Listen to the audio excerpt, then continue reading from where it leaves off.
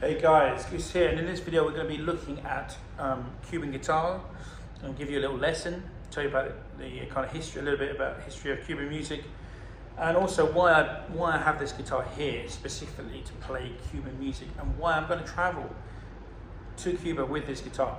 And so when I travel to Cuba, I'm going to take you guys with me so that you can experience playing out there as well.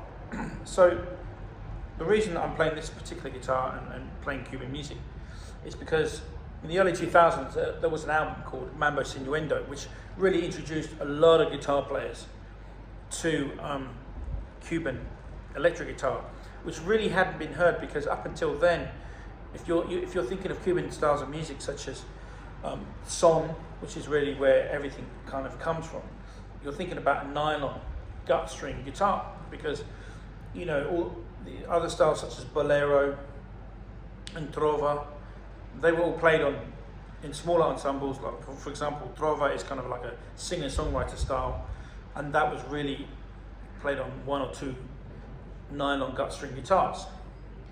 And then when you're thinking of the bigger groups, mambo and danzon and all these kind of styles, generally that's a big band ensemble, So, and guitar is sometimes not even featured.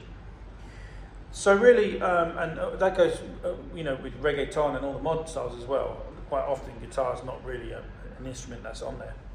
So Mambo Sinuendo in the early 2000s kind of created this kind of sound, which never really was, because you had Raikuda's, the kind of Hawaiian slide guitar, which never was a feature of really Cuban music. Some people have even said, they've been critical because there's no slide guitar in Cuban music. Why did Raikuda play slide on Chan Chan? That's often a kind of a critique I often hear from fanatics of Cuban music.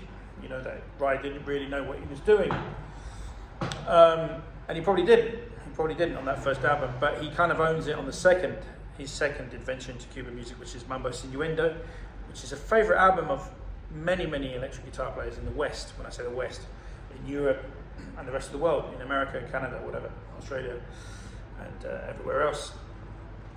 And so Raikuda did a lot for Cuban music. If it wasn't for Raikuda, that whole Buena Vista social club, a lot of people got introduced to for better or worse, got introduced to Cuban music via Raikuda, and then they went off and explored the different styles, of all the other styles of nueva, trova, and then bolero and all these other styles. Although there was some bolero on the Buena Vista Social Club album. Bolero is kind of like a more kind of a ballad, slower style, So there you go. So this guitar here, sorry to waffle on there, guys. This guitar here really is an amalgamation of Manuel Gabon and Raikuda. And Manuel was the other guitar player on Mambo Sinuendo, who got fame from playing with Los Zaferos in the 1950s, which were kind of like a doo-wop choral group, great harmony singers, really amazing. And they had a few hits as well in the Cuban charts. And on that particular album, Mambo Sinuendo, which is, like I said, recorded in the early 2000s, which was kind of Rai's effort after Buena Vista, because maybe Raikuda thought, I didn't really know what I was doing on Buena Vista, so I'm going to go back there and kind of own it.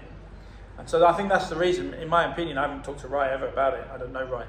But if I ever, I'd assume that that's the reason he did that album, was to kind of like, and he's done some research, he's learned some songs, and now he's gone back and he's like, I can play this style.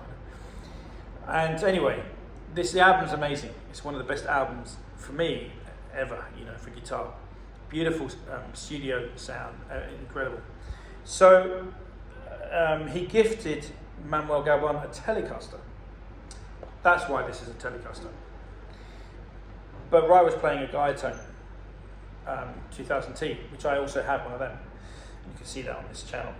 In fact, if you type in electric Cuban guitar, you're going to see me playing that very guitar, and it's just incredible sound.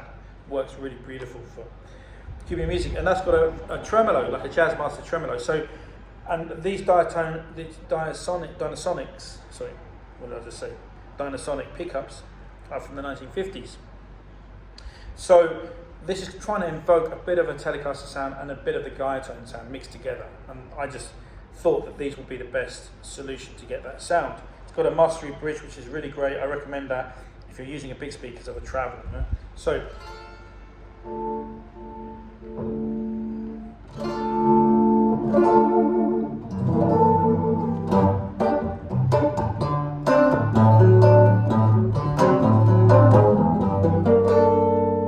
that's kind of the sound. Now, going to the back pickup, you've got this great for riffs.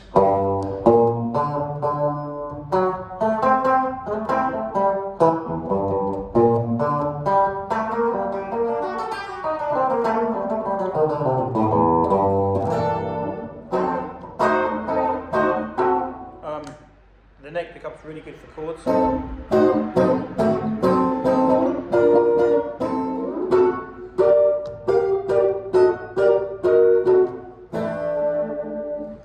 And then the pickup, if you want to play melodies.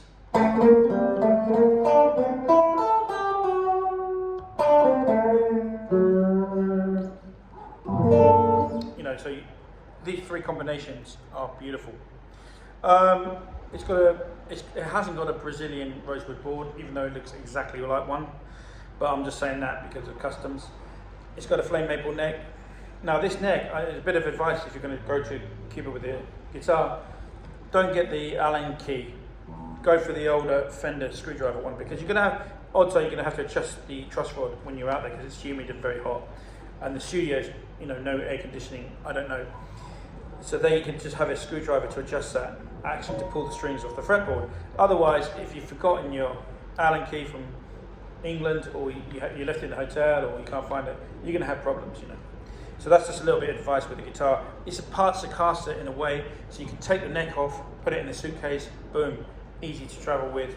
But then you can put it into the, you know, the hold. You don't have to take the neck off if you can avoid it. So that's really the reason why I have this guitar, to evoke that sound from Mambo Sinuendo. That's the whole purpose of this guitar. So I'm just going to show you some stuff on Cuban guitar. The harmonic minor scale is really good to learn on one string. And that is, you know, the conventional way to do the harmonic minor scale would be a 2 octave, 3, 5, 6, 3, 5, 6, 4, 5, 2, 3, 5, 3, 4, 2, 3, 5. Okay, got the major third in it. Now, what I would suggest is learning it on 2 strings. But this is really cool for soloing. That's your major 7. There's your root, 3rd. We've got an A, B flat, C, D, E flat, F sharp. On the B string, let's learn it on the B string. So we're going to pick, we can start here, which is a D, D, E flat, F sharp, G, A, B flat, C. Okay. Then you can harmonize these. So you got.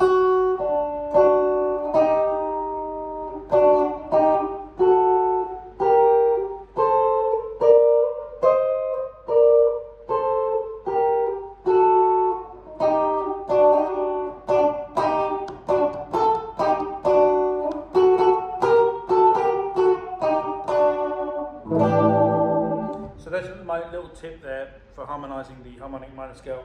So if you've got a kind of a go,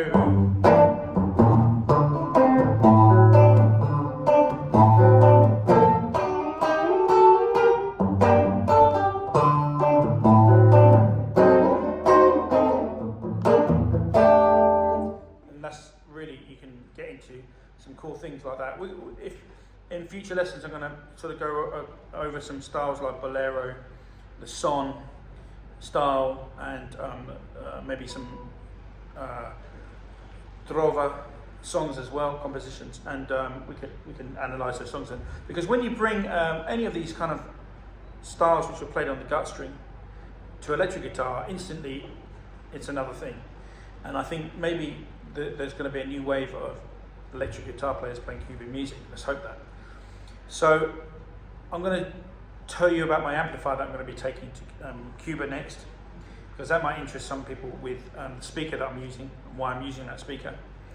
But until then, guys, don't forget this is a series, and I'm going to take you to Cuba with me. You're going to come with me this time. Last time, I've been a couple of times before, but I didn't. I was bad. I was naughty. I didn't take you with me. But this time, you're coming with me. All you guys are going to come with me. And if you want to know anything, ask any questions about Cuban guitar, then I'm going to answer that in the comments. And we're going to start getting into it. We're going to go do a deep dive next time and learn a proper song, you know. So until then, guys, until the next time. Hasta luego. Mucho gusto.